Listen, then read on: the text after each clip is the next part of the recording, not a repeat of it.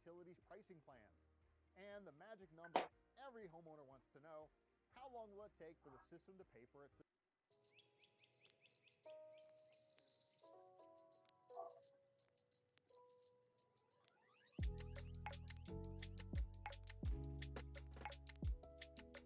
Good morning, good morning, good morning, motherfuckers. What's up, what's up?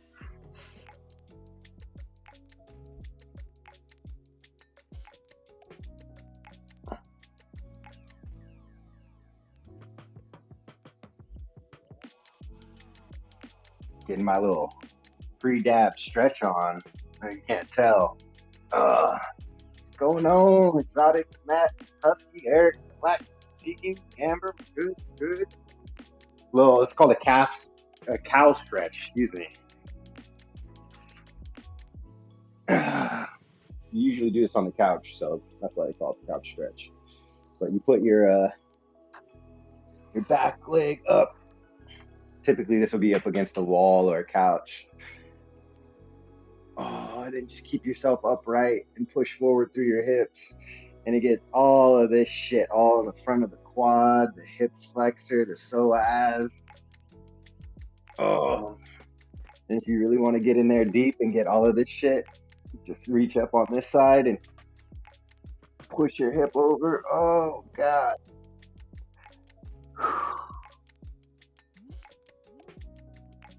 Oh,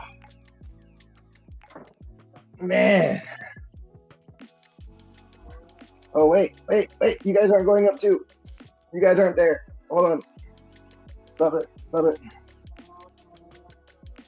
You guys aren't hooked up to the table. You guys are sitting on the floor, so you're not moving. So you're going to stay there. Never mind. Oh, man. That stretch, I swear, just unlocks so much stuff. You don't know how tight you are until you feel how, like, limited your mobility gets. Cheers, cheers. It is a happy Friday. Get your coffee, get your dabs.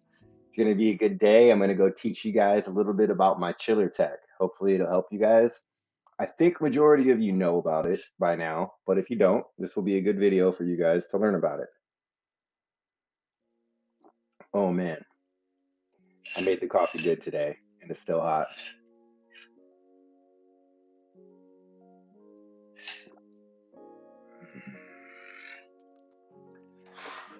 Delicious. Pop the window open. We'll move the gentry out of the way. Hi, perros. Oh, you guys got flies on you. Time to come inside, huh? Let me go let the dogs in.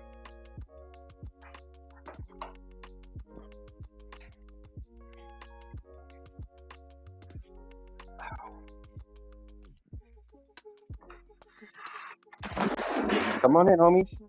Go to bed. Go to bed. Go to bed.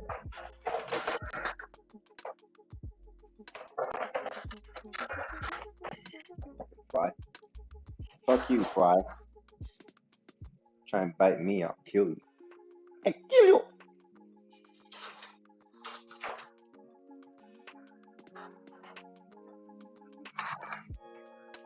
Take a nap.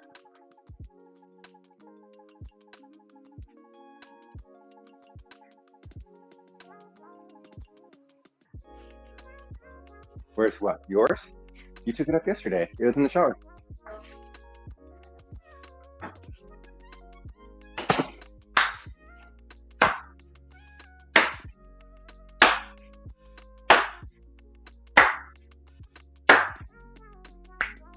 It's fucking Friday. If you don't feel good, if you're not dancing through your fucking house on a Friday morning, you need to start your fucking Friday over.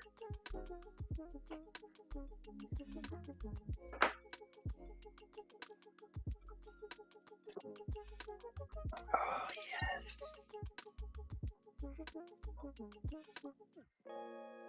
Does the coffee mouth affect dab taste?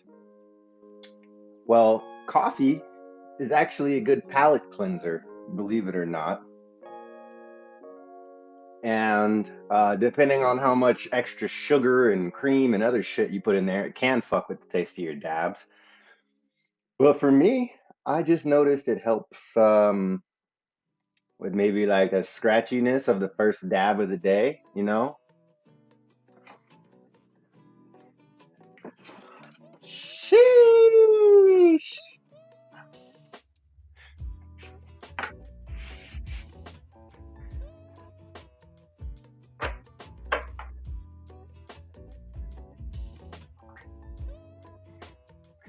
Happy Friday. Dabbing on this Casper jizz this morning.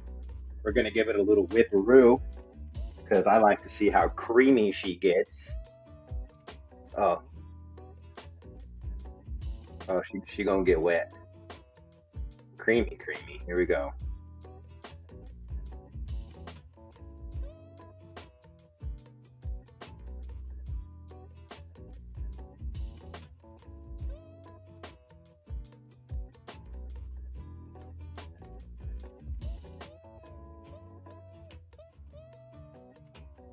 Sheesh.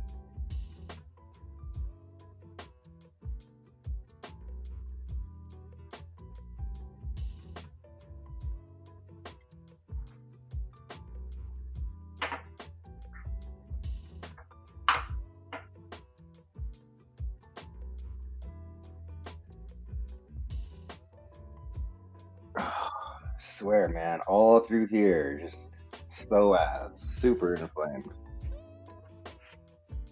Cheers, cheers, cheers.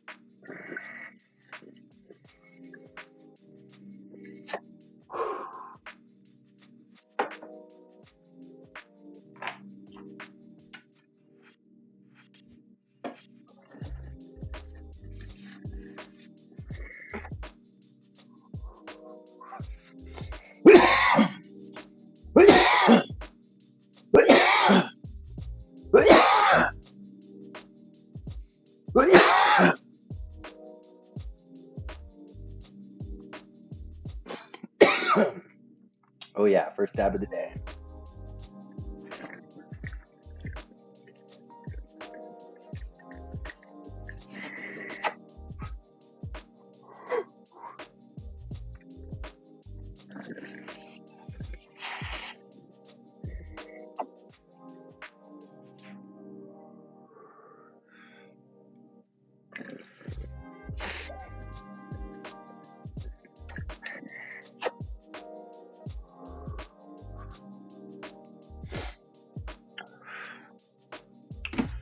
Whoo, sheesh. That's a morning dab. Whew.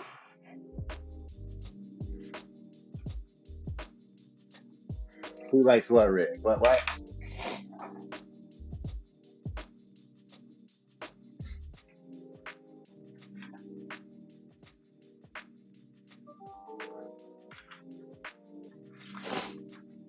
Whew.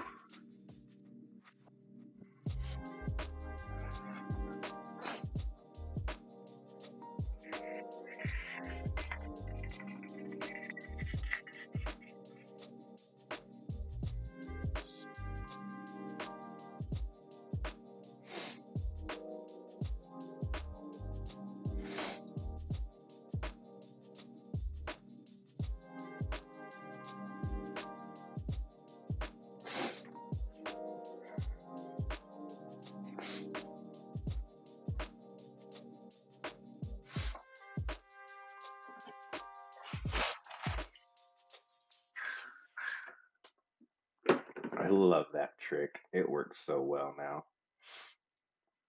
Just a little spray bottle of ISO and just spray it directly into the banger. Like, it's so good. So good.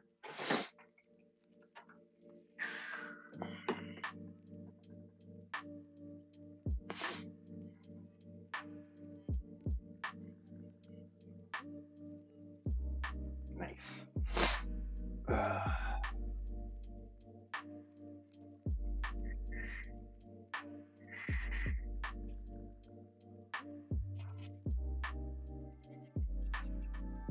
I swear that DC cleaner, that shit does wonders though. It gets your banger so much cleaner than ISO by itself. ISO by itself doesn't actually do that great of a job, but when you use a DC cleaner plus the ISO, so clean. Like no streaks or anything. Whew.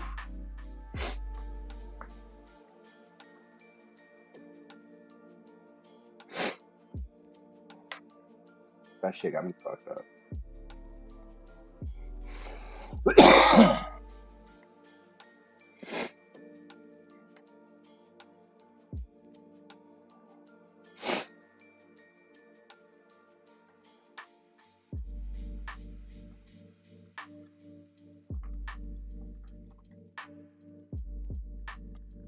I gotta do a quick password reset. Hold on.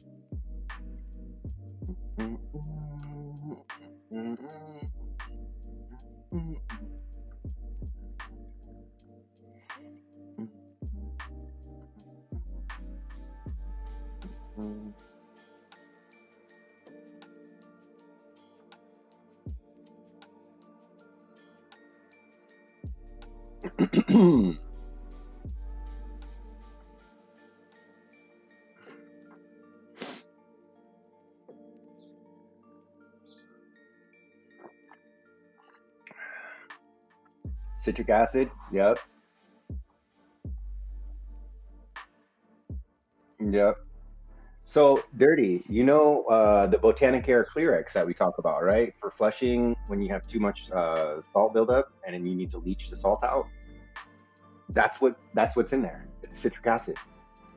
Citric acid is amazing, bro. It's used for so many different things. And then here, just to flip the script to the complete opposite end of the spectrum, I also have citric acid sitting in my pantry right now. Citric acid is also what's used to make gummies sour. It's the citric acid powder on the outside of gummies that makes them sour. So I have citric acid powder.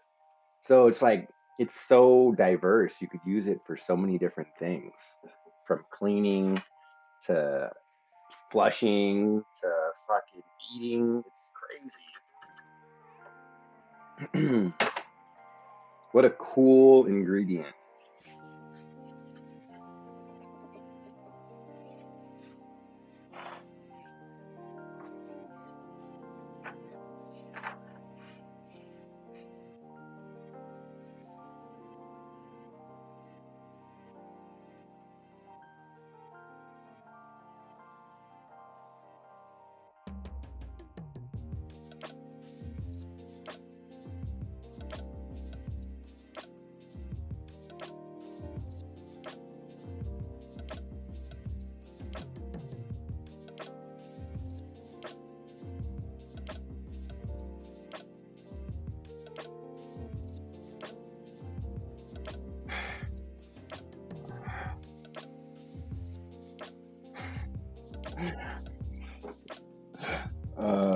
Stupid.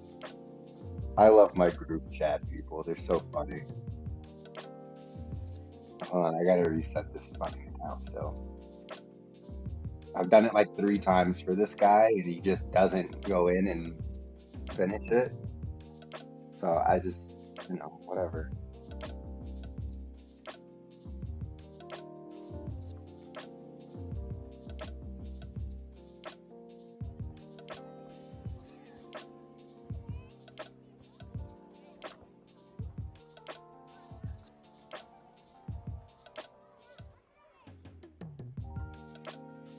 beat is funky.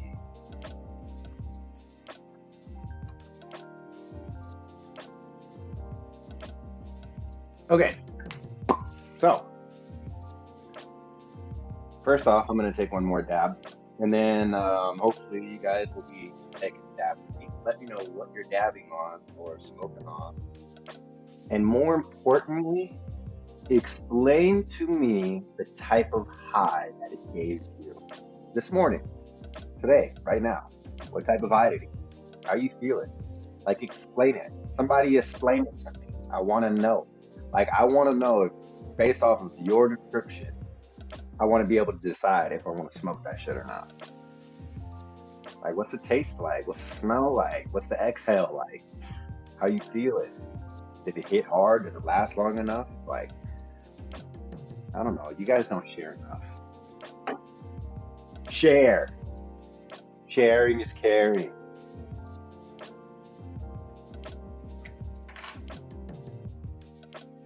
And I still got this rig up. I didn't post it on IG yet. I wanted to keep it here on YouTube. If you guys want this dope little rig by Rain is the artist. Rain X is the artist. Rain WRX. Some shit like that. I don't know.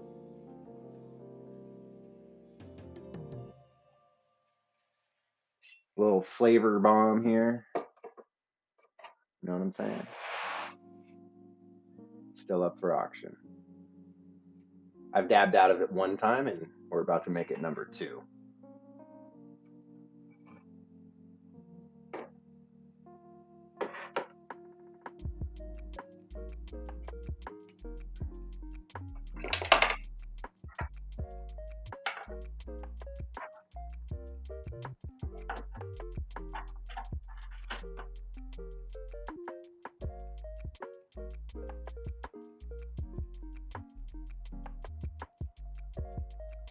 So it's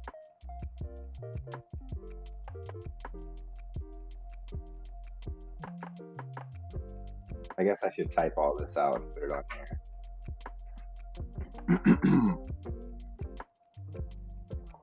Okay, let me see here.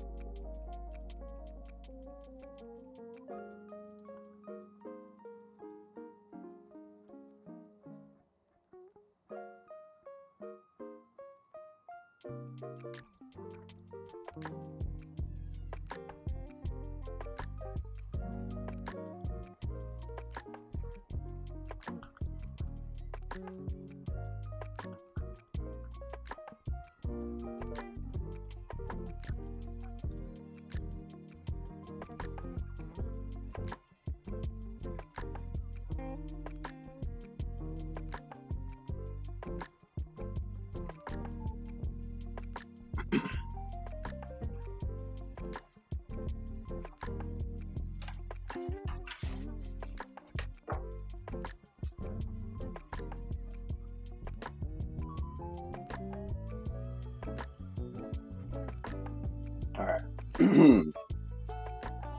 It's got these badass leaves on it. The gold striping.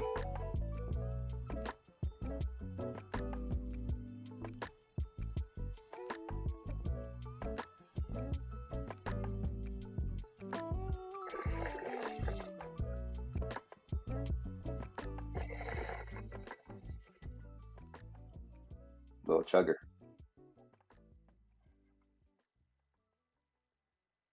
Cheers.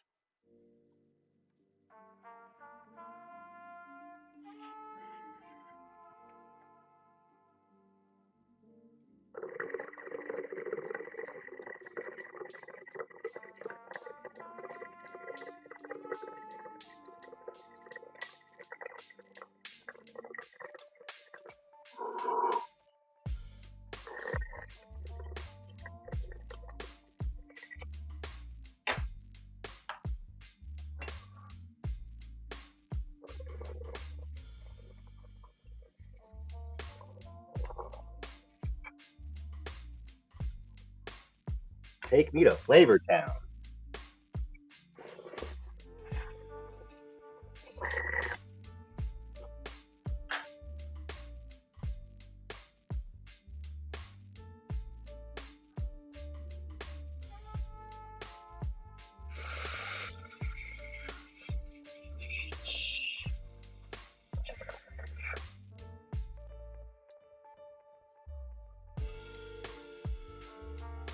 Super smooth pool. It's like you're pulling straight off the banger, but with just the perfect amount of cool water to smooth it out.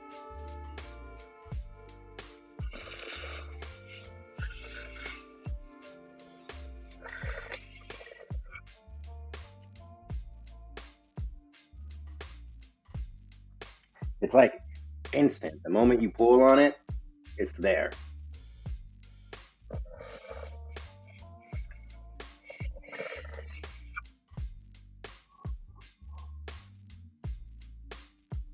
Awesome little piece.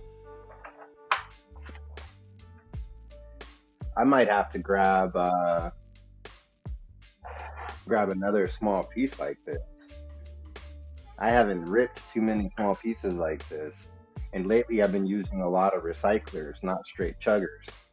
This is a straight chugger, and man, it's nice. Almost forgot what it's like to have a straight chugger.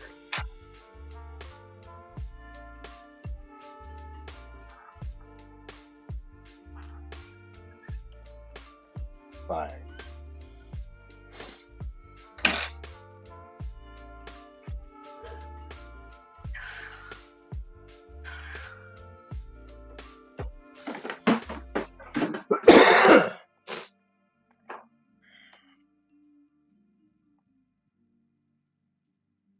So clean.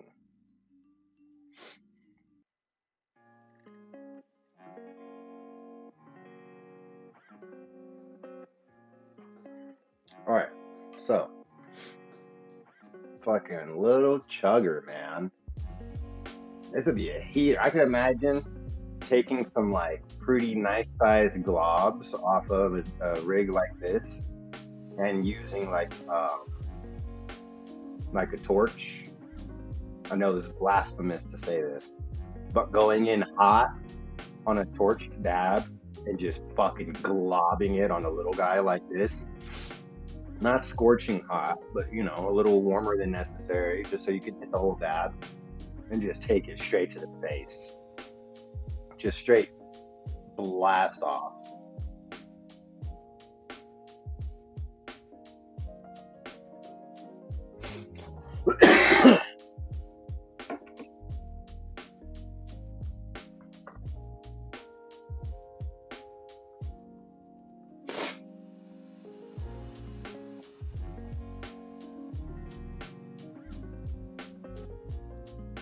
Right.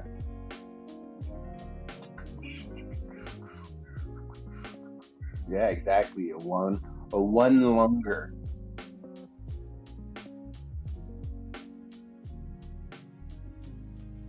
So we got dirty at 80 on the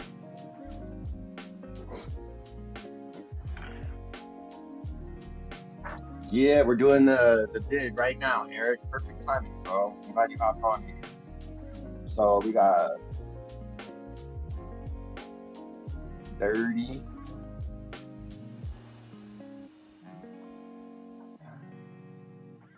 Who else? You guys got to outbid 30. 30's at 80 right now. Increments of 10. I mean, somebody's about to get this on a fucking steal, bro. I already see it because nobody's really bidding like that. We got Eric at 100.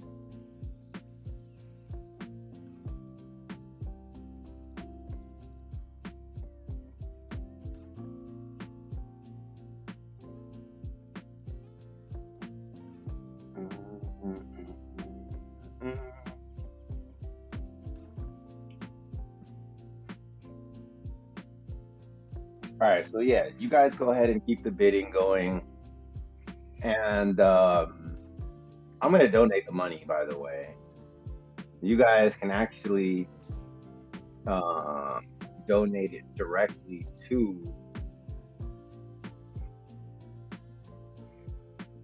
Actually, no, I'll just have you do it through me because that way I know it's done. I can just take care of it easier. But the proceeds are going to be donated to the Care Project Inc., my mom's charity foundation. We've done dab mat sales before for them, so I figured, hey, why not? A little small donation, whatever we get up to, it helps them out though.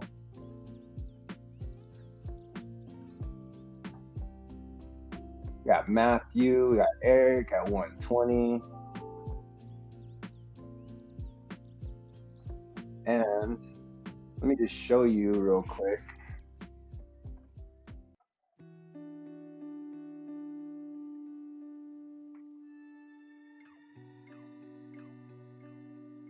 This is it right here, the Care Project Inc.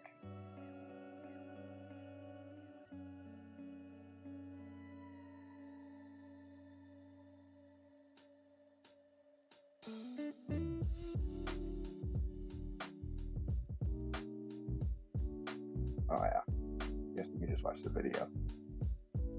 When you're faced with a life threatening disease, you can either laugh or you can cry. And me personally, I chose to just laugh at myself and laugh at the situation like, hey, that is not what I had in mind for the last half of my life. But because I was the booster president at a local high school for the basketball program, I knew that I had 32 basketball daughters watching me, as well as We'll my watch youngest this while you brother guys and my bid and son. shit. I knew that 1 in 8 women are diagnosed and 1 in 833 men are diagnosed with breast cancer. So I figured maybe this was just a responsibility given to me to show them how Miss Carrie did it. So that one day, God forbid they're diagnosed, they'll always be able to look back and remember, laughter and lip gloss and hard work. After I was diagnosed, I was looking for a support group, and so I Googled ones near me, and certain ones that I reached out to, I never got anything back from. But when I found the Care Project, they contacted me. Support, friendship, and having somebody understand that what I was going through. I have a big family that are very supportive, but nobody that's close to me has gone through it. So being able to discuss it and complain about the aches and pains and not feel like I have to comfort them like I have to comfort my family. Carrie does such a wonderful job and she really cares about people. Um, and I just want people to be able to experience maybe what she did for me and my family. Or, I mean, she gives out. Okay, so real quick, what we did for this family, because I was still part of the board of directors when this happened, is we started a program to help people who are going through treatment or recovery. they're low on finances a lot of the times. So we helped this family send their son to prom. He wasn't going to be able to go. We donated enough money to take care of everything so that he was able to get a suit or a tux. limo and the whole 9 yards and go to prom. So, and have a memory that he otherwise wouldn't have been able to have. So that was something that was really cool to be a part of.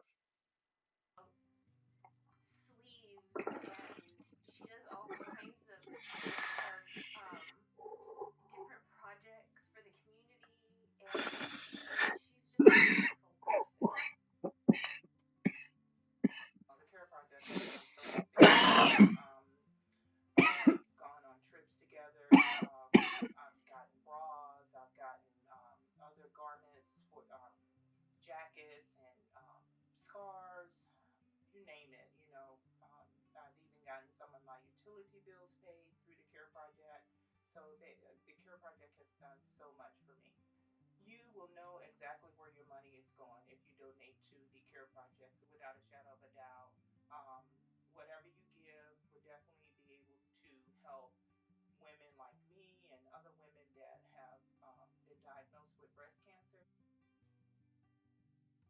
I'm a living proof that it helps people. It helps us.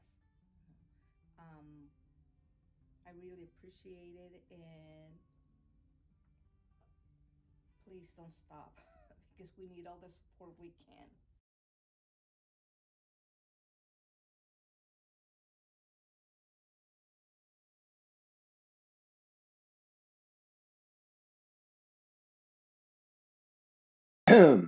Anyways, so that's what that was.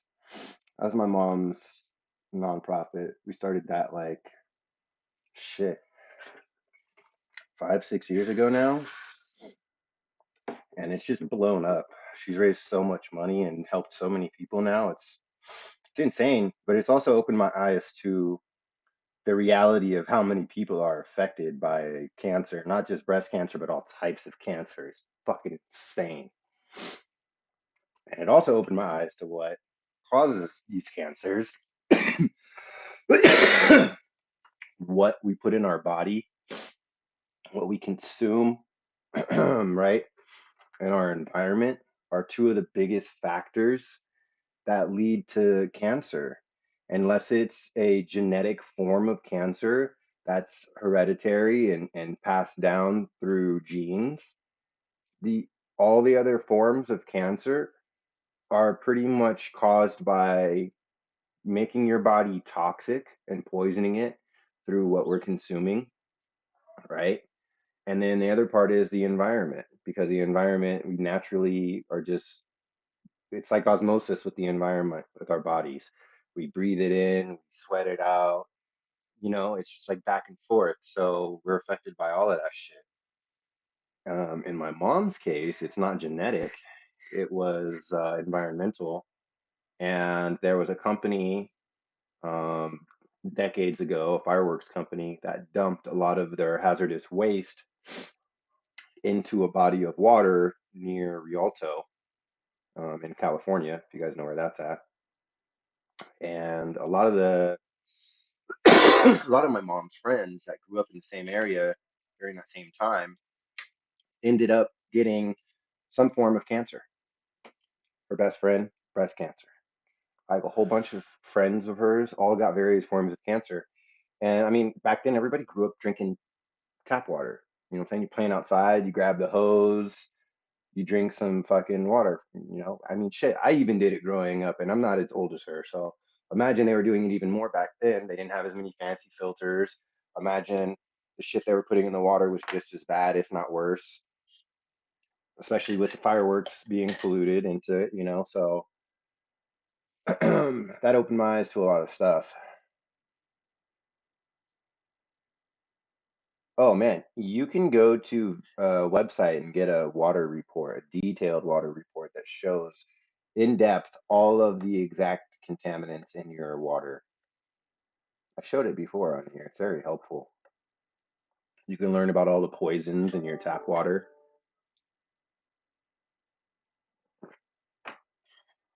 It's crazy.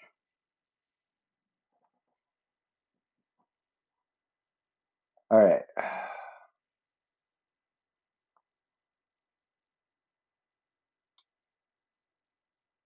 I see the bid still going.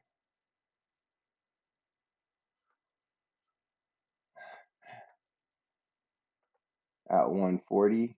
Oh, I can't even do it from there. I gotta do it from here.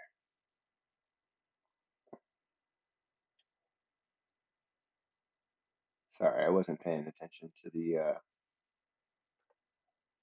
bids. All right, but yeah, so that's where the proceeds are gonna go. It's gonna go to the care project. It's cool because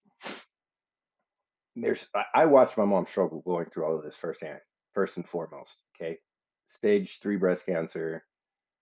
Um, like there's no joke. Single mom. By then I was gone already, so she just had my two sisters to deal with, who were in high school at the time, and I think junior high. But that shit's rough, man. There's a lot of bills, a lot of co-pays. There's a lot of shit, transportation, and there's not a whole lot of help out there. And not everybody can just drop what the fuck they have going on to help you because you have cancer. It's a fucked up world. I've said this from day one. You're born alone, you die alone, right? Unless you come out with a twin, you're coming out that pussy by yourself, and you're born alone, you die alone. Okay. At the end of the day, it's your primal instincts are to take care of oneself. And so a lot of people are very selfish, and a lot of people will not sacrifice at an ultimate level to take care of somebody else. So at the end of the day, when other people have to work to provide for their families, they will not or cannot take off of work to help transport you to the hospital because you can't drive, you're too sick from going through chemo. You know what I'm saying? So there's a lot of fucked up realizations that come from it, and you have to kind of face reality, you know. And so what my mom did is she was like, "Fuck that! I'm just gonna help other people through this shit because now I know what it's like to go through it, and I wish I had help. So I'm gonna just give the same type of help." So she's like paying people's fucking utility bills, paying off parts of their rent or all of their rent for a month or two, like just doing the realest, most basic shit to help people get by. Dropping off care packages. We used to put together care packages of just like toiletries and essentials and things like that. Like basic, basic. But do you know how grateful people are to get $200 worth of toiletries or basic groceries or whatever, or have their utility bill paid for a month or two? Do you know how much of a weight that lifts off of people's shoulders when they're stressing about that? Like, think about a time that you were stressing about having to pay a bill. If somebody could have came by and just said, "Hey, don't trip. This one's on me, and the next one too. Go stress about something else." That's dope. That's dope as fuck.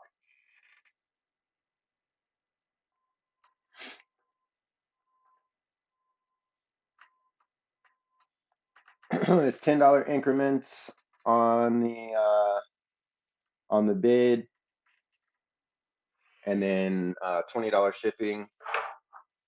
I'll get it all cleaned up and packed. It's nice, but yeah, it's not a sob story. It's just a realization. I don't think a lot of people realize certain things until they go through them, and that's normal, right, for everybody. So at least now you've had me tell you, and maybe you understand from a different perspective. Yeah, exactly. The cream rises to the top. Yep, yep. So, all right, now what we're going to talk about, let me clean the lens real quick.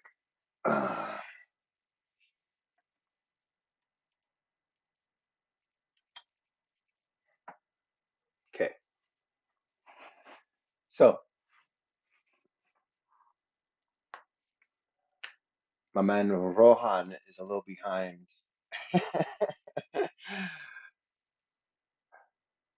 So, immersion chiller. You guys know about typical chiller setups, right?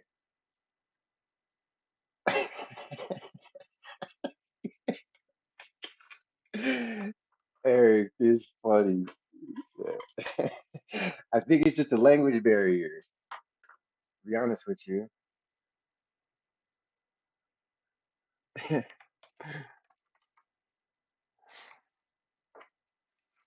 Okay, so you guys know how a typical nutrient chiller setup works, right? So, a typical chiller setup, you're going to have your nutrient reservoir, and then you're going to have your chiller, and you're going to have a pump inside your reservoir, and it's going to pump your nutrients out of the reservoir and into the chiller. The chiller is going to have a bunch of coils inside with fins over the coils, and it's going to blow air over those coils and cool them down and remove the heat. And basically, it has refrigerant inside those coils as well. Okay? And it's going to just continuously cool that refrigerant and blow the heat away from whatever you're running through the chiller. Um, I'm running just straight water with bleach or sanidate or hydrogen peroxide, something that's sanitizing. Okay. Now, in a traditional chiller setup, when you run your nutrients through the chiller core and then the chiller pumps it back out into your reservoir, you're running a salt-based solution through the chiller core. Salt-based solutions have buildup.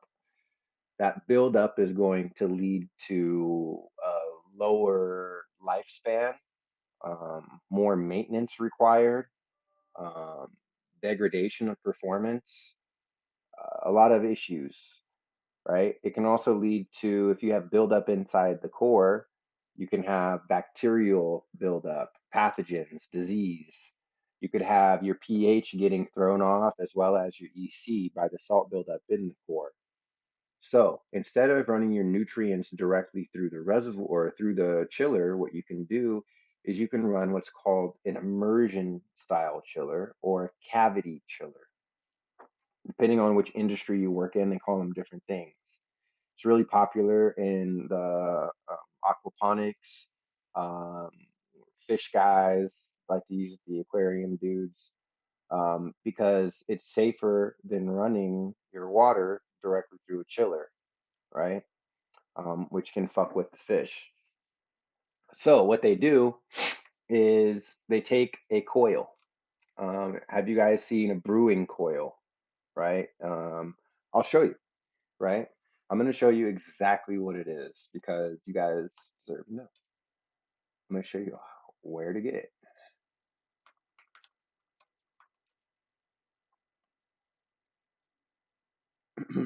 It's funny because people ask me, where do you get this? Where do you get that? And I'm like, bro, did you even bother to look, you lazy motherfucker? Look, all I had to do was go to Amazon. 50-foot stainless steel coil. Bam! Look at that. It's 3/8. I hate that it's 3/8. I wish it was a half, but it's not. It's a weird ass fucking 3/8. So you can cop this shit and look, bam, get a 50-foot one, not 25-foot, not 20-foot, get 50-foot. The longer it is, the more cooling power it has, right? And you just clamp on your hose and then you run it to wherever you need to, right? Now, this essentially, I guess I should just take you in the room. Do I want to? Not really. So from the chiller, okay. Fuck, I gotta just take you in the room. Let's go. Hold on.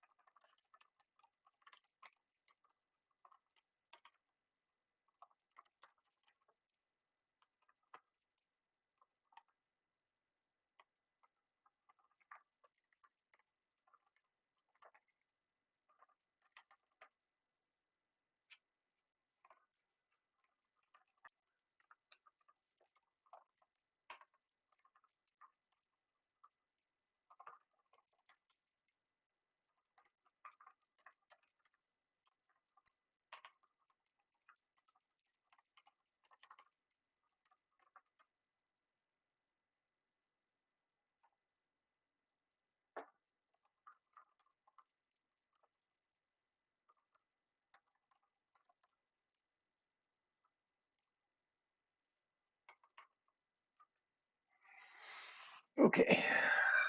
It should be good. Take care of that in a little bit. I'm going to go show you guys this.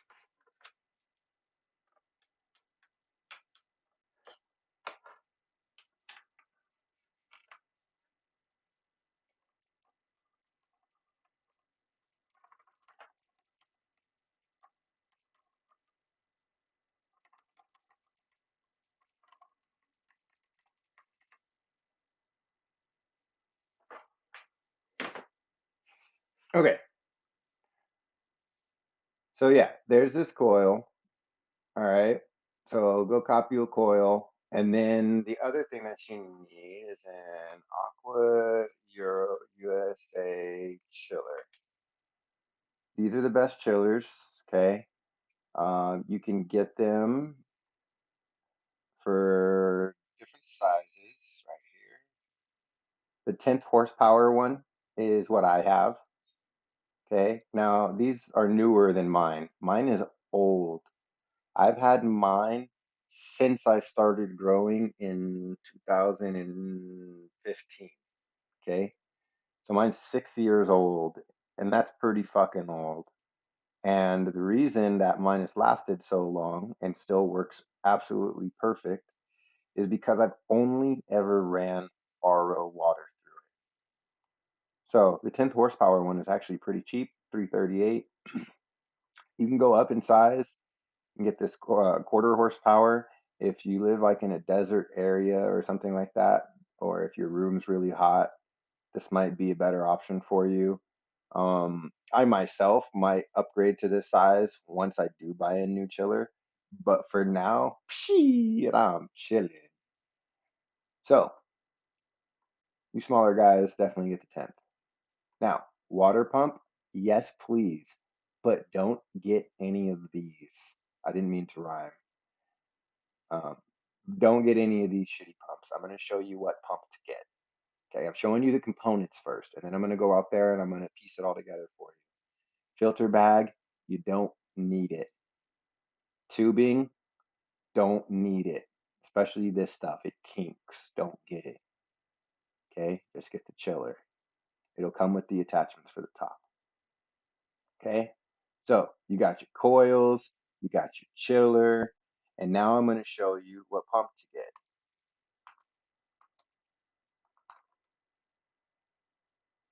Then you're going to go to Amazon.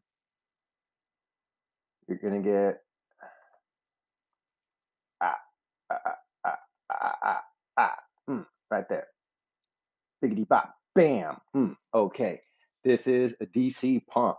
The reason you want to get a DC pump instead of the pump they're trying to sell you with the chiller is because DC is going to put off less heat. It's less power. And this one has a controller. So you can reduce the flow rate and dial in the speed at which your water flows through your coils. The faster your water runs through the coils, typically the less cooling power it's going to have. The slower you can get your water to run through the coils to maintain that cool temperature, the better, typically. Okay, so this is what you're going to get. Now, depending on how many coils you're trying to run, what size reservoir you're trying to run, I recommend getting at least the 6,000. Okay, now I have had 9,000, the 6,000, and this 12. Okay, and I'm not sure which one I have out there right now, but oversize this pump is definitely the way to go. If you can afford to get this one, get this 12. You're not going to need this one because I haven't even had to get this one yet. This 12 will work for you unless you've got to go through like 3 or 4 different coils. But I've ran 2 coils successfully with this and 4 smaller coils. So this 12 is definitely Gucci. And essentially what you're going to do is just put this pump in a reservoir, an insulated reservoir with your water that you're going to recirculate through your coils. Okay, so you've got your pump, your coils, your chiller, a little reservoir. Okay, and now I'm going to show you.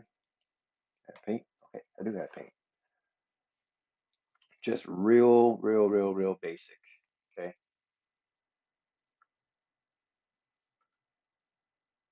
Okay. Here's my reservoir. Here's my chiller. There's two little spouts on top, little nipples. Okay. And then I have a little reservoir right here, and they're sitting on the shelf. Now, inside of the chiller, we have coils. That's not a good color. Coils. Okay. And then they have lines coming out. Now, those lines go to, there's a pump in there. Okay. Now, those lines go, the chiller has one nipple is for in and one is for out. Okay. And we'll just say that one's in. Okay. So basically, we'll start with the out. On the chiller, it cools it off inside the chiller and then it pumps it out. There's a line that goes from the out nipple and it goes into this little water reservoir. Okay. Just a little hop.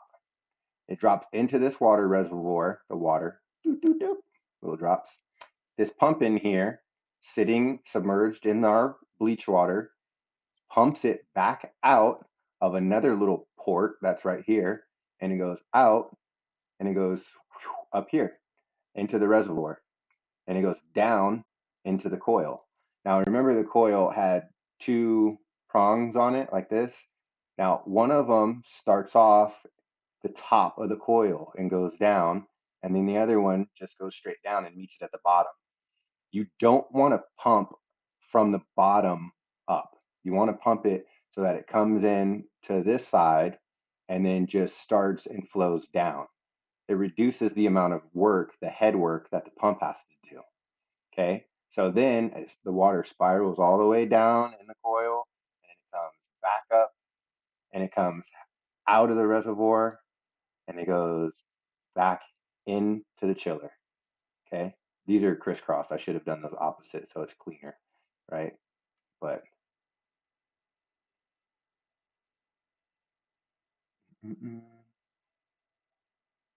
what? Yeah, that's fine. Whatever. There. Okay. So that's the flow. It's just a big loop. Okay. And this loop, you have this cold water. And so this coil now acts like a giant ice cube in the reservoir. All right. Any questions? My little doodles. Doodle, doodle, doodle. Let me check in on the auction.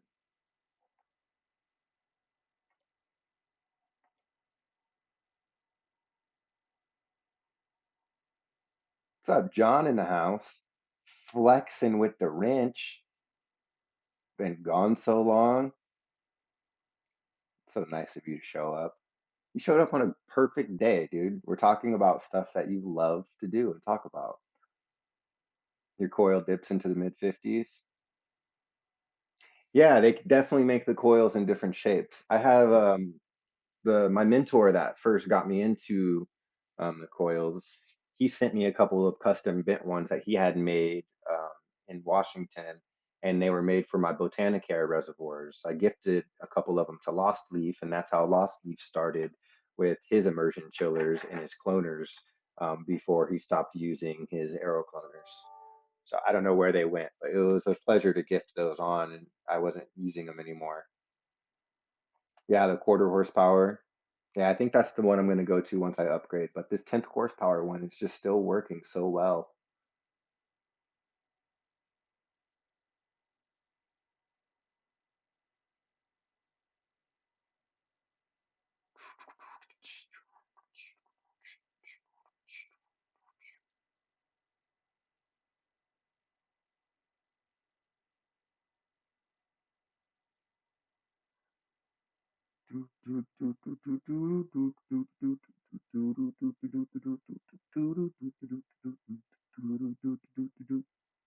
Nah, don't use those cheap Eco Plus pumps. They put off too much heat.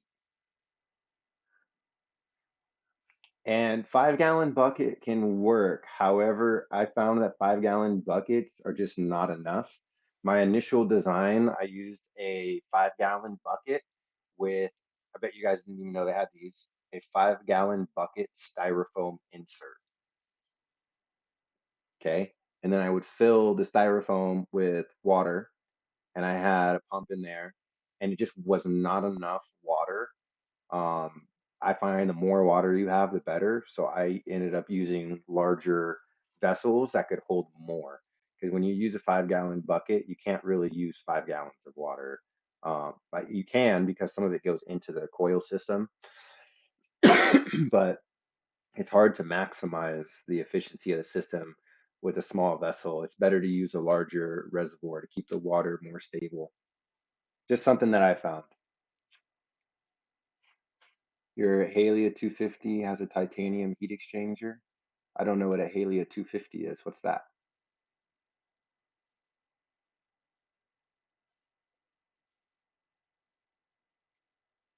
Yeah, see, so it depends on, definitely depends on the design of your system. So one thing that I found is the coil shape relative to the reservoir shape makes a huge difference. So when I was running my Botanicare reservoirs, you guys know those 40-gallon reservoirs? They're like this tall, they're square, and they have a lid with a little port on them, and people use them underneath their trays, or they used to.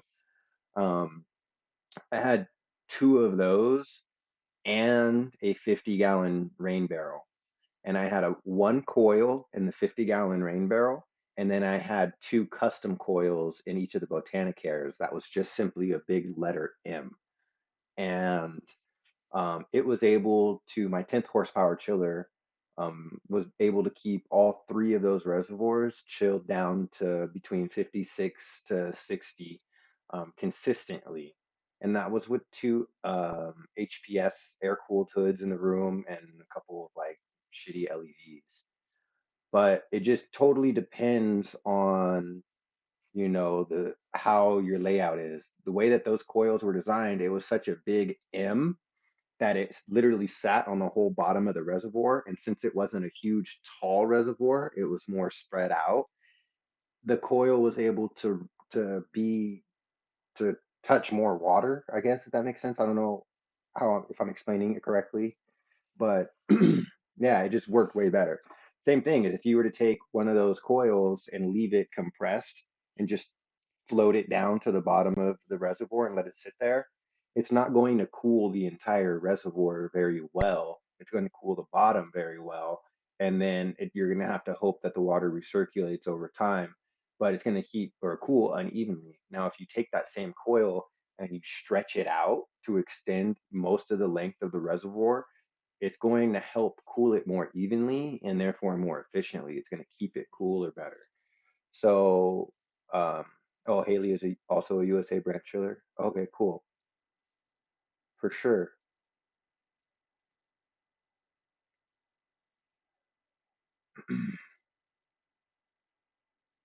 You only keep yours so low because the water goes to accumulators where it has dwell time where it warms up. Yeah. When I when I was really fucking around with water temperatures a lot and like Arrow with the Dewey misters and it's low pressure. It's borderline not even really Arrow because the droplet size is not really that small. But I guess you could call it a low pressure Arrow with the Dewey misters. And then I did the deep water culture and recirculating deep water culture. I experimented with running temps at 58 Fahrenheit from the very, very start of cloning. And I found that it took no extra time to root. It took, there was no stunted growth or delayed growth, or there's nothing wrong. And the reason I experimented with 58 is because back then my research told me that at 58 Fahrenheit, you're able to obtain 100% or the maximum dissolved oxygen possible. because it's relative to the temperature of the solution. So at 58 Fahrenheit, supposedly you could have the maximum amount of dissolved oxygen, which I wanted for what I was doing in that application. And it fucking rocked it. And I didn't see any adverse effects. Um, it was real cool. But I think it really depends on one, the genetics, and two, starting them off like that from the very beginning. You can't just start, a normal clone, in regular temperature and then all of a sudden drop it down to 58 and expect it to be Gucci. It's going to be like, what the fuck are you doing to me? You have to get it acclimated to that from the start.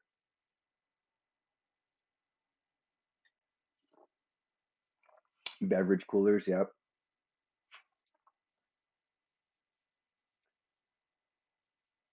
I was thinking about doing that, John, but I already have my little water reservoir for my chiller hooked up. So I was like, I'll wait for it to fucking break and then I'll do it.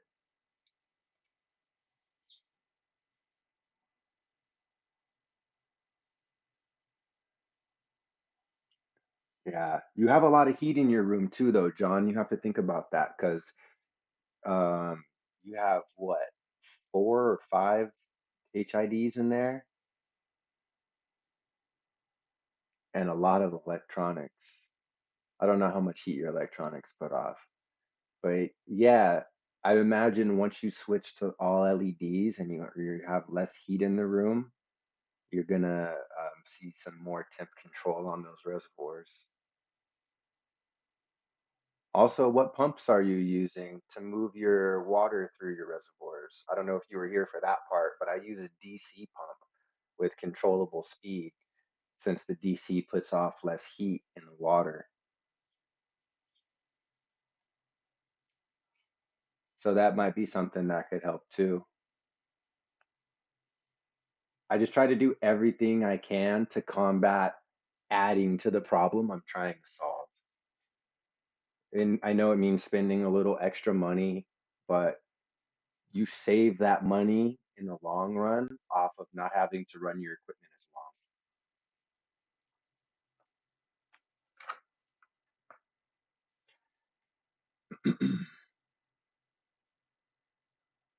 Sweaty palms in the house. So Eric is got the dab rig on lock at 180 last I saw.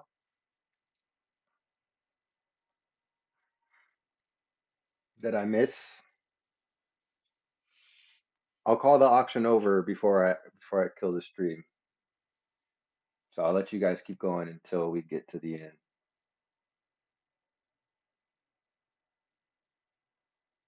Titanium should not react or corrode with newts. Yeah, I mean you're gonna be good with that, but you could still have buildup, and you're essentially adding a shit ton of extra space for pathogens, bacteria, etc., etc. So what happens in between runs when you're not running anything through your reservoir and your chiller? You're going to get buildup in your chiller. In fact, I'm going to go show you. That's what I've actually been cleaning out tonight, right? So let's talk about this a little bit before I have to go. With the chiller maintenance this way, with my setup, what's cool is when you set up an immersion chiller setup like this, you saw how everything was looped, right? It's super simple to add a ball valve right before you connect to every new um, chiller coil, right? So what you could do then is stop the flow right there at the ball valve, stop it at this other ball valve. Now you can disconnect this chiller loop from the system, remove it, add a new one in, or just reconnect those two pieces. And now you essentially have not broken your loop and added a bunch of air to the system because you don't want to run air through your chiller while the chiller is running, right? You want to turn on the whole system and use the pump in the water reservoir pump water through for 24 hours, get all of the air out of the system. And then once all the air is out of the system, then you turn on your chiller, right? Now, it's important to know that you might get some buildup in there if you don't do things properly, or even sometimes you just get water doesn't stay good forever. It can go bad. So, in between, runs or once a year or something, or this is the first time I've even been doing mine in fucking since I bought it. I set it up, I put on all new hoses, clean water, and I just turned it on. And I watched all the gunk go through it. And it was breaking loose from being dry and having buildup. So I let it go through and I collected a bunch of it and dumped it out, dumped it out, and dumped it out. And then once I just didn't see any more coming, I filled up the reservoir again, and then I added Sanidate to it, and I allowed the pump to recirculate Sanidate all night long through the entire loop. And the coil is just sitting on the floor right now in the bedroom, and it's still looping. And now I'm going to go in there and I'm going to dump all of that water out, and I'm going to fill it up with clean water. Okay. And then allow that to run through, and then dump that out. And then I'll fill it up one last time. I'll add one small cap of bleach directly to the water reservoir, and then let the system run, and we'll be good to go. And it'll be completely cleaned out, all the lines, the whole chiller, everything. And in that way, I know now if for whatever fucking reason my stainless steel clamps come loose or the tubes come loose or something, and what is in the coil leaks out into the reservoir, it's not going to harm it. One, I just have water in my reservoir because I use a dosatron. But two, if you're running nutrients, you don't want some harsh chemical leaking out into your nutrient reservoir that's going to damage your plants. So you don't want to run anything super dangerous like a harsh cleaning solution. You don't want to run glycol or anything like that.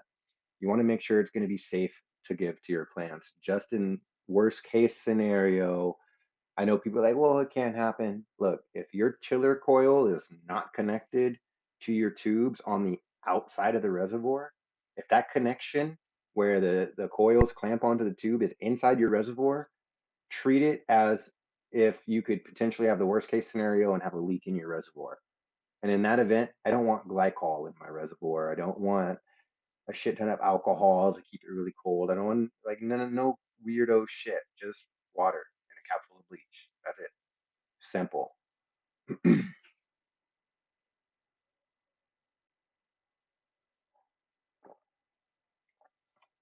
An external pump to remove sub pumps. Are you looking for a drainage pump to get everything out of the room? If so, the Liberty 404 is amazing. It's a little hexagon about the size of this trash can, a little bit fatter. It has two big ports on top, one on the side, one on the other side. And it can drain debris up to like a quarter inch or an inch and a quarter. No, a quarter inch big. So like the little leaves and shit that come on your trays, flush them through that shit. It don't matter. It doesn't get clogged up. It doesn't get backed up. It just goes. I love it. I switched to that and I have not looked back. I got rid of all of my automated sump pumps that I was using and putting inside of buckets and totes and using to drain everything. Threw all that shit in the trash. Threw it straight in the trash. Haven't looked back. Haven't had one single flood, incident, accident, nothing.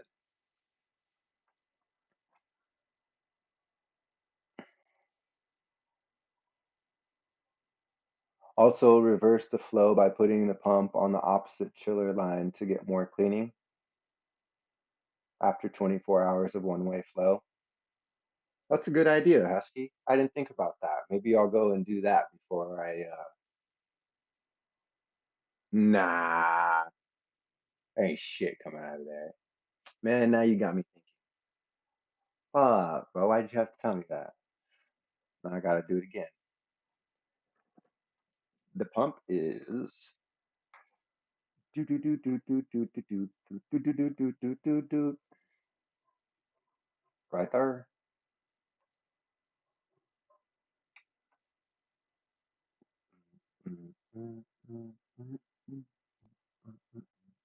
Okay, let's go. I gotta go show you so you guys can see everything I'm talking about real quick. That is the one for circulating the chilled water.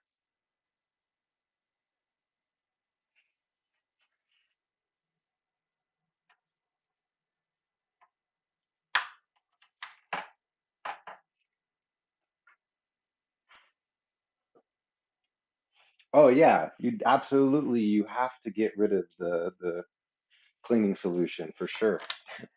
For sure. I've gone through so much Sanidate in the past couple of days. Hell no, I wouldn't reuse the same stuff. Oh,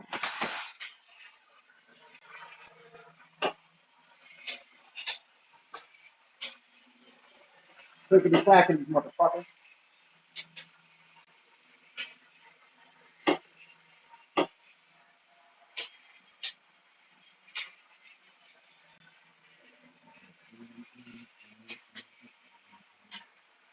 Okay, my room is not super clean right now, so don't give me shit. I don't want to hear it.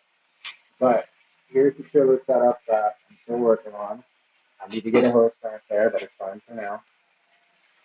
Okay, see, this is the out. Okay, so this is going out, going around, and it's dropping into the chiller. Then I have my DC valve pump in there. My controller is right here. I covered over the lights a long time ago. Okay, it pumps out and it goes up into this first loop. It comes down. It goes into the top coil and goes down with the flow and loops around, comes back up and goes into the chiller. The chiller cools it off, pumps it out, into the revs, the stronger pump pumps it up, use the coil, back out, use the chiller. Cools it off, air, the big loop. And that's my ice cube. So I cleaned my coils yesterday, vacuumed it out. Oh my gosh, it's fucking freezing. Jesus. I left it on dry. It's, God damn. It's cold as ice. I've been shivering. Stuff in here in the tropics. Whew.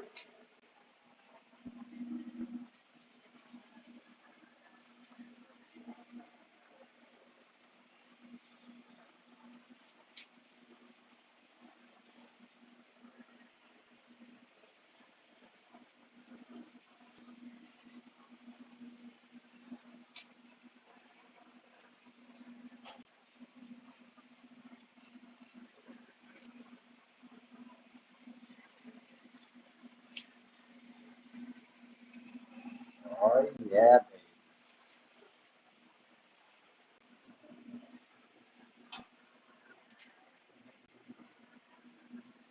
I'm using a DC sump pump. I guess you could call it a sump pump. It's not really a sump pump. It's just a water pump. It's an aqua marine pump.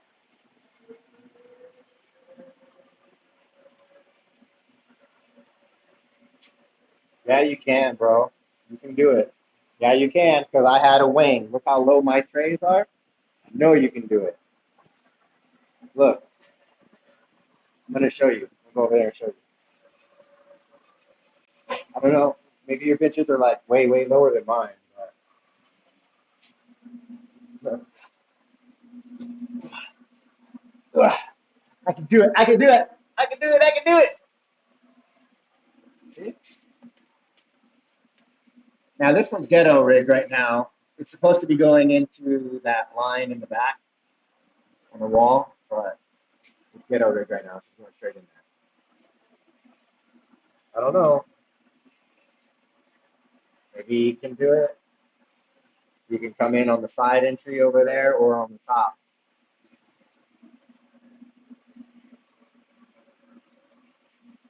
I think you can do it.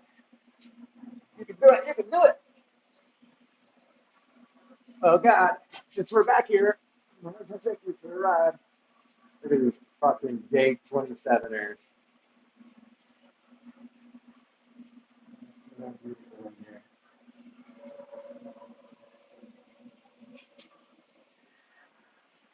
It's so packed.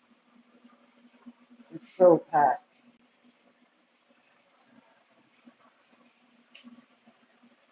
I got a net besides.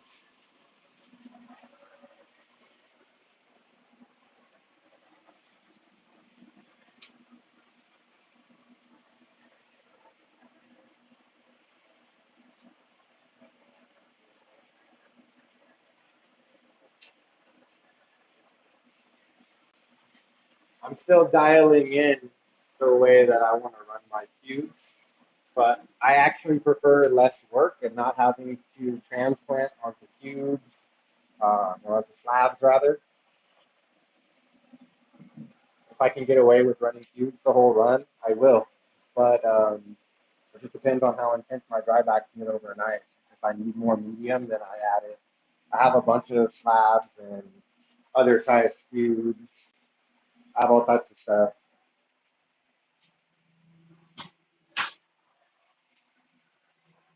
Mothers doing all right. Be able to snatch a bunch of clones off here to fill the room up in a couple weeks.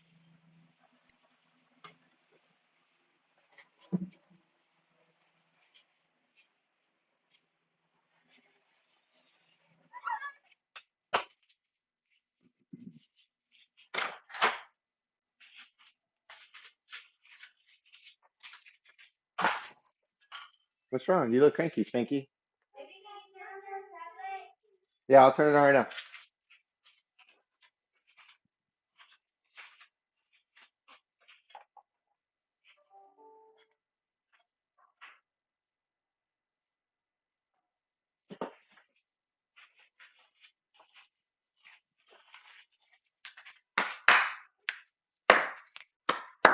Mm. She washed your hair? Oh, it looks so good. Hey, do you have food? Do you have food in your mouth? You have food in your mouth? You have Elmo Puffs in your mouth? Why don't you chew up your Elmo Puffs before you talk to me? Okay, thank you.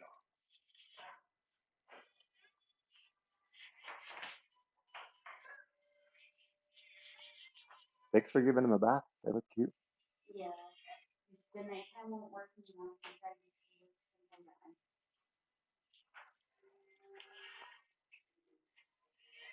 It's not charged. Were you using that long black cable that doesn't work? Maybe you plugged it into the wrong one. Let me see if I have my fast charger.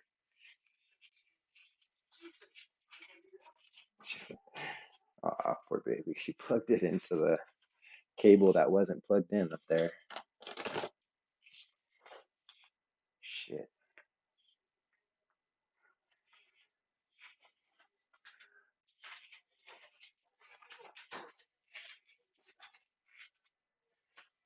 Don't pick your lips, okay? All right. I have this. I don't know how much it's going to charge the tablet, but it should be faster than the wall to get it started.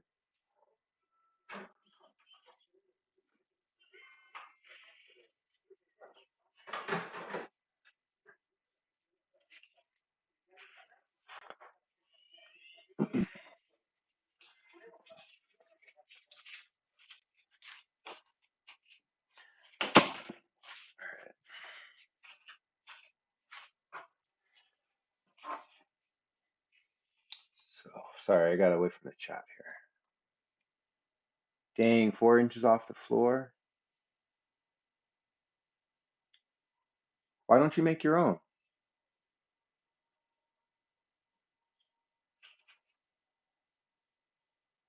I can send you a video that I have on YouTube where I made my own automated fill, like auto top off reservoir. Just get a couple of electronic float switches, right? Put one at the level that you want it to start draining, so it'll be at, probably like a couple inches off the ground, I'm assuming, maybe like 2 inches, and then put another one right above it. So you have two. So if the first one fails, the second one will capture it, right? And then you're going to leave them in the normally, you just flip the magnet on them to turn it from normally on to normally closed. And so that way you can change what it's doing and then just set it so that the first one's, normally open so the circuit's not connected, and then until it gets switched. And then once the float switches or the switch floats, then it'll just turn it on and drain it out. And you just wire the pump's power to a relay that's connected to those two switches.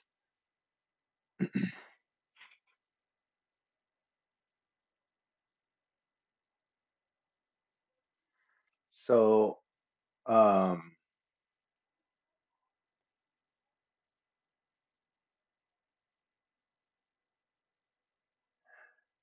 the fan and the shutter speed is fucking with you. I don't think I have Chrome open anymore. What the fuck happened? I don't.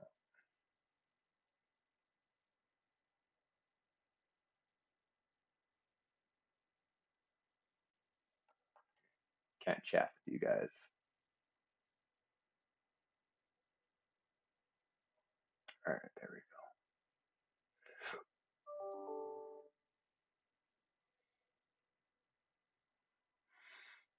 go.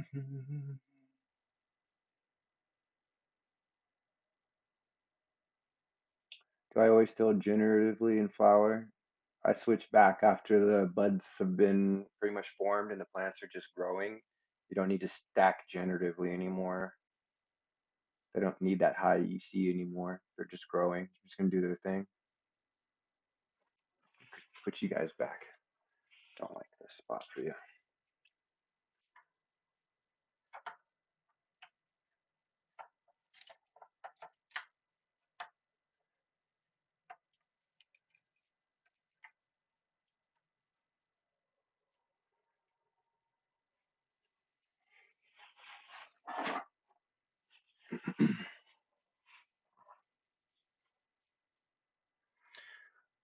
All right. I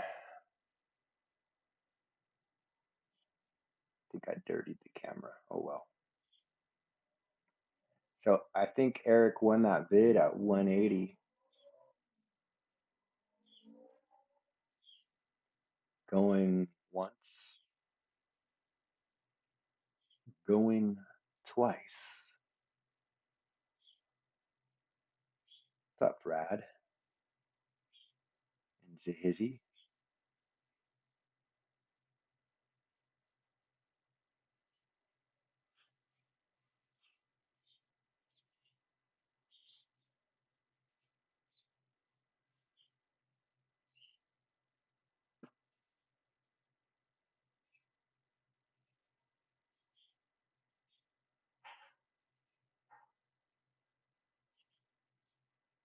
Yeah, the Wayne, the moment that sensor gets dirty, you're fucked. You might as well throw that thing in the trash.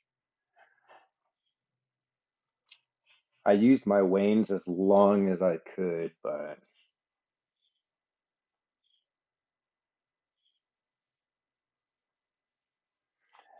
uh, James, don't listen to what nobody tells you about your crop. If you understand crop steering and how it's supposed to work, do your thing, brother. Don't let nobody fucking tell you how to run your shop. Nobody.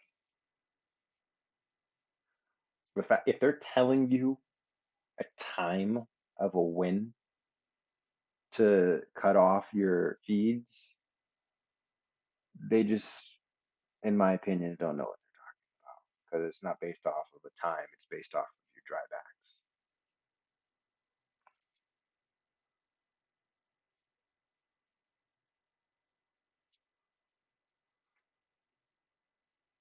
Everybody gets so fucking caught up on the percentages and doing exactly what Arroya has been spitting out. And it's like, bro, you don't have to take everything so literal. That's the problem with how they teach it. In my opinion, everybody that comes and takes my class or talks to me after dealing with Arroya walks away from me with a better understanding than when they talk to Arroya, because Arroya gives them percentages and shot sizes and a recipe to follow, and that's not how this works. See, the people at Arroya understand all the background and the foundational shit. So to them, it's more than just numbers. They're looking at a bunch of other stuff. But when they're trying to communicate it to their customers and give them a recipe for success, which so many customers think just because they crop steer, they're going to reach some new level of success. But crop steering is experimental with every single strain you do. You have to dial it in and figure out what works and doesn't work. And not every strain responds well to, irrigation steering, so it's like you can't teach a recipe. You have to teach the basics so that people can walk away understanding how to fish. And it's so annoying when people get stuck with thinking, I have to hit certain percentages. No, fuck a percentage. Imagine if you never looked at the percentages until after you looked at the plants. But when you looked at the plants, you had to make a decision about what you were going to do with your irrigation strategy. Take away the numbers, take away the sensors, look at the plants. What are the plants telling you, right? You can see the changes in hydroponics and aeroponics immediately. You know what I'm saying? If you're drying back too much and you're stacking too high, the plants are going to tell you. If you could push it more, the plants are going to tell you. But so many people were like, oh, the numbers, I'm not hitting my percentages, I'm not hitting my percentages. Meanwhile, while their head is looking at these numbers, their plants are going to shit or trying to tell them a bunch of other things like, hey, hey, look at me, hey, look, look at me, look at me, you, hey, what's your name? Ezekiel? Fuck you, Ezekiel. Like, some people got to get out of the fucking. They tried to tell you to put a T12 in your air chamber. It doesn't even work for. It's not a solution EC sensor. It's. Yeah, wow.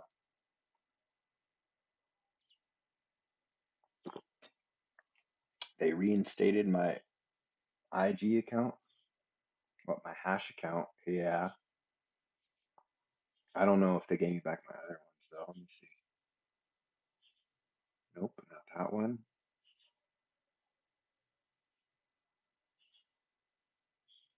try this one. Nope, not my backup account. Yeah. Overgrown. I've worked with Overgrown. Overgrown started buying his sensors from me to start doing his own kits. And then he found them from somewhere else. But yeah, Overgrown's cool. Um, I think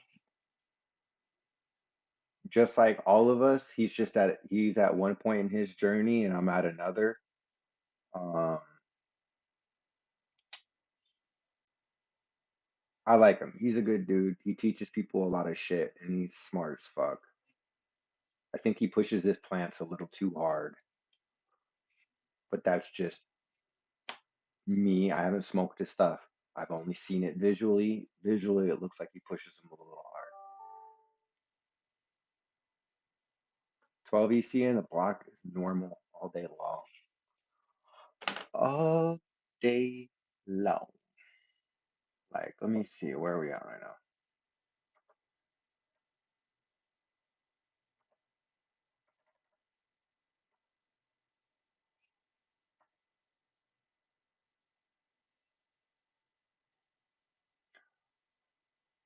So we're at 10.8 right now after our morning irrigations. 8.9. This one's at 5. So I gotta get my hypochlorous hooked up. I got my Decon 911 in from John Osterman with the hookup on that one. So I'm gonna get that hooked back up and get these charts looking better. Been having some insane drybacks and stacking.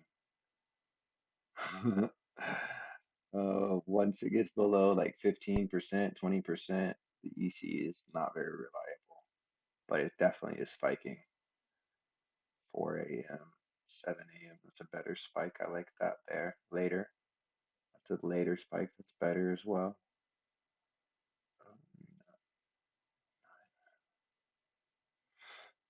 So yeah, we be pushing it.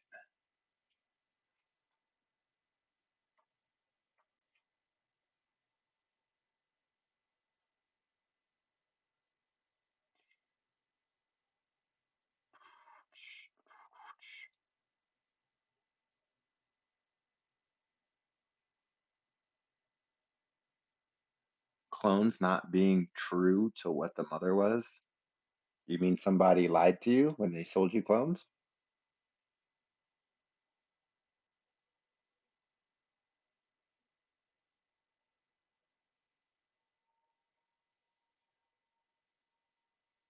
Bloom's Grow Tech is who you guys want to talk to in Canada.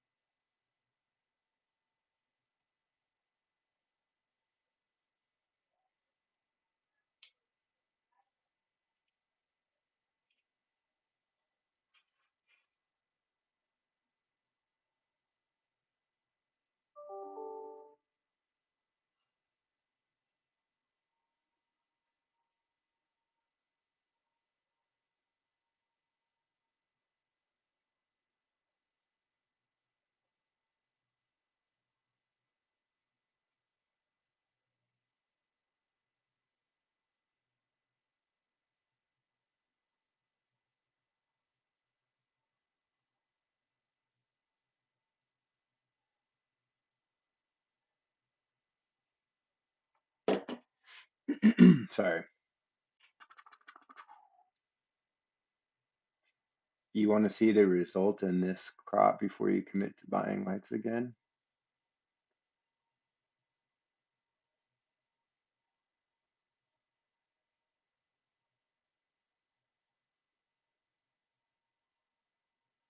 Bloom's Grow Tech is who you guys want to talk to in Canada. Craft Farmer whips work well. You can make them yourself. It's going to take you some time to figure out where to source all the parts, buy them, and get them together, but you can do it yourself. Or you can just support Craft Farmer Store and go get yourself some time-saving whip kits.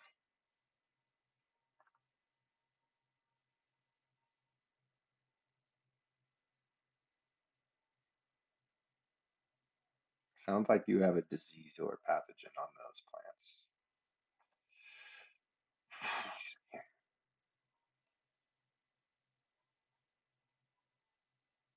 Drip Depot is my favorite online irrigation store for sure.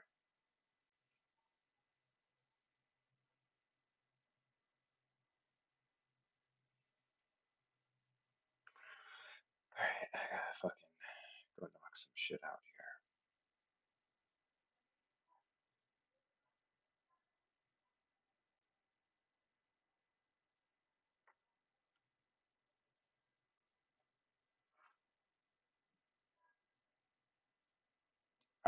The issue with your plants, your clones, it definitely sounds like there was some virus or some type of issue going on.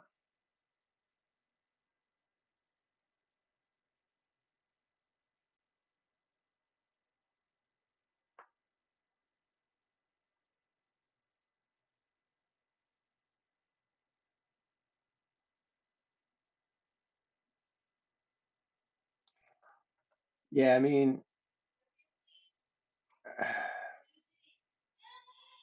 look, I'm not going to tell you not to get something from somewhere because it costs more. That's the price you pay when somebody goes out of their way to piece together a kit, is there's a convenience fee. Also, he's got to make some money on it. So I don't know.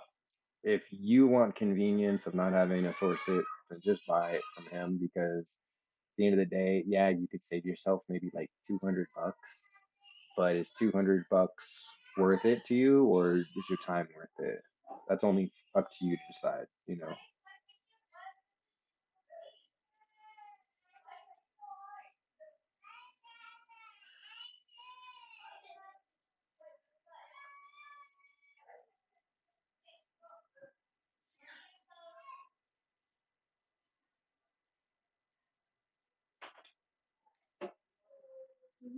Yeah. Yeah.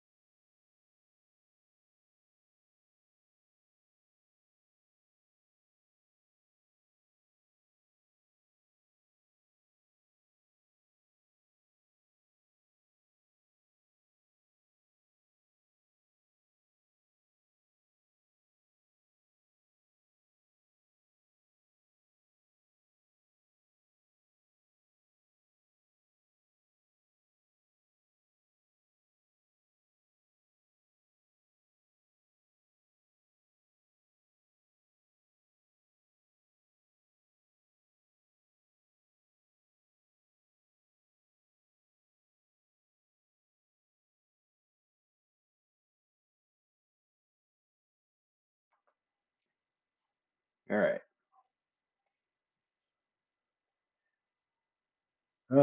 I'm back.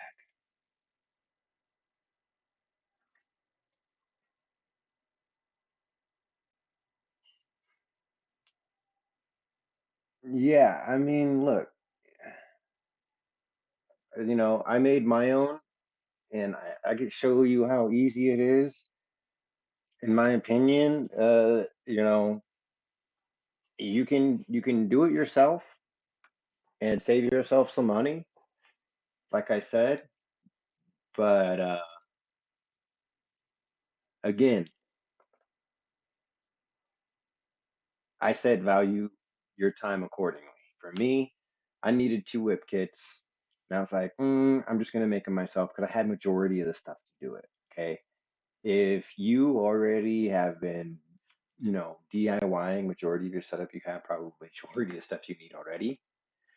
But you could spend 10 minutes on Drip Depot and get majority of the fittings you need, and then go to, the Lowe's or Home Depot, get your flexible spa hose and some stainless steel clamps.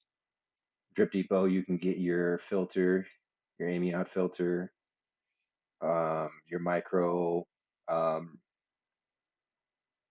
micro drippers, your pressure regulator, all of that. You can get it all in Drip Depot, you know, and then you just got to put it together. Um, One thing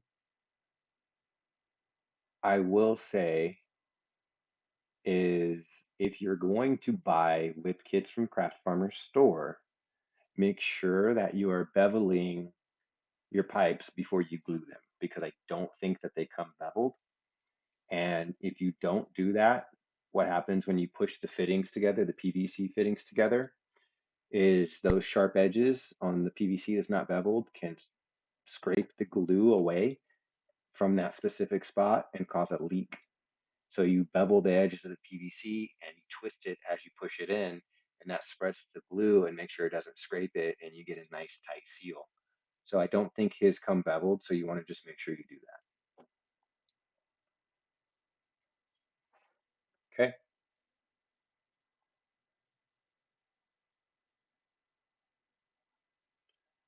I get pre I get Netafim pre-assembled drippers. They come with stakes and woodpeckers and a 36-inch line. Why would I waste time putting those together myself so I can cut custom line lengths?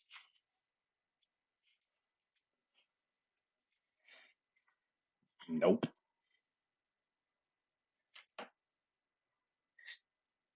Peace out, Matt.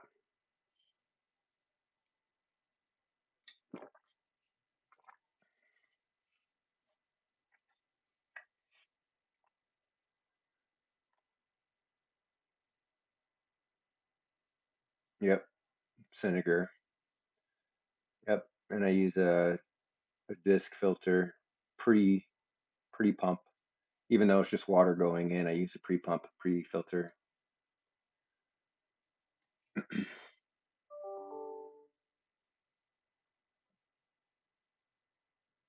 Try gluing over clamping. For what?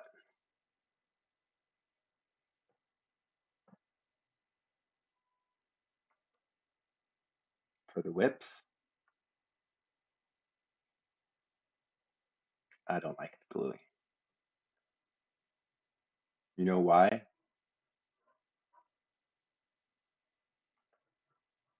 Flexible PVC hose is not meant to be used under continuous pressure, and whip kits are generally under continuous pressure for at least some extended period of time throughout the day, especially once you have more irrigation events going on. And there's a lot of weight on the PVC spa hose. So I don't like gluing those personally.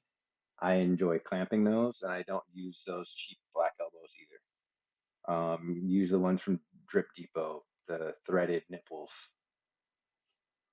I have a Quest Dual 155 in there.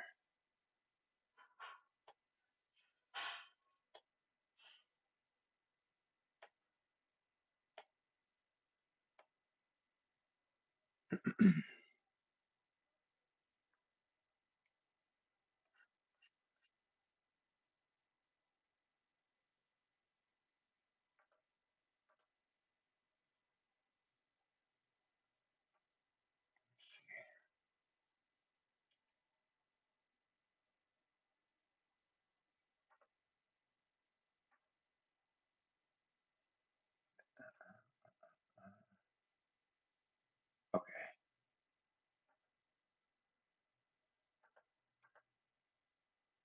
so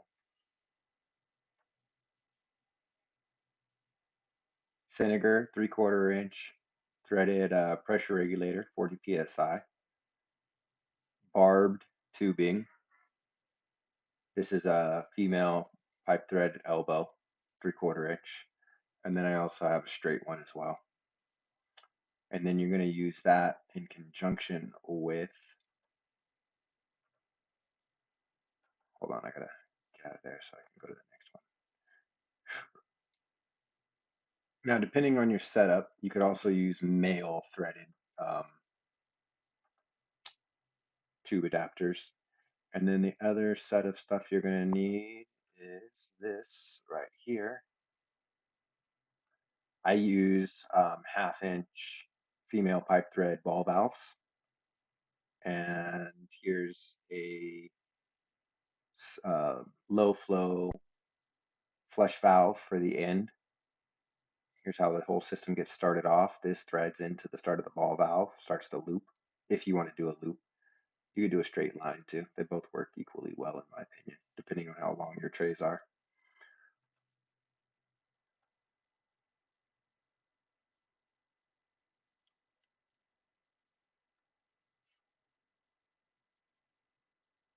.30 psi is okay, but I would not go lower than that.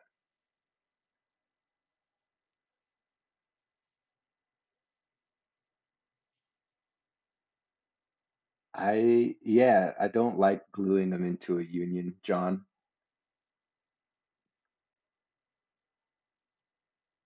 Polytubing black manifold.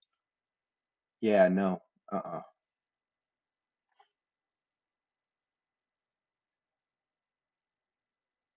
I've never had an issue with stainless steel clamps. I have had issues with glue and having those spa clamps or those spa hoses under pressure.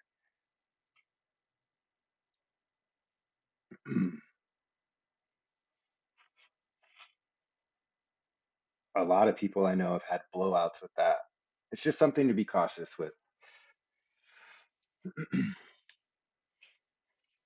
Both of them will get the job done. Just be cautious with both, right? Stainless steel clamps um, can come loose over time, the same way that pressure can blow a hole in the hose or the glue for a fitting that's not supposed to be glued like that. I ran my first spa hose from on both sides of my pump for over a year without having issues, and then finally I started hearing about other people having issues, and lo and behold, like a month later, I started having a little slow leak. So it's just something to be cautious of.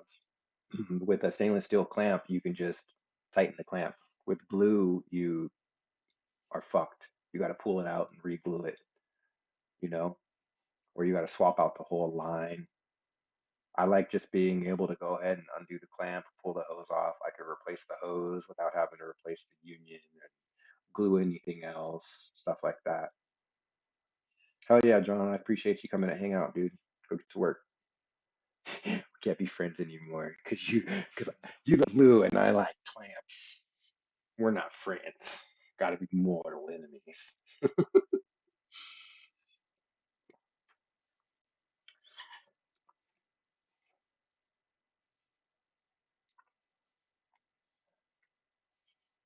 Went to OK, James. Damn,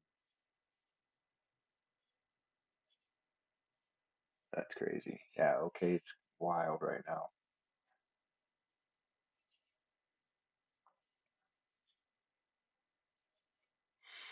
All right. Well, today was cool. Nice daily dab.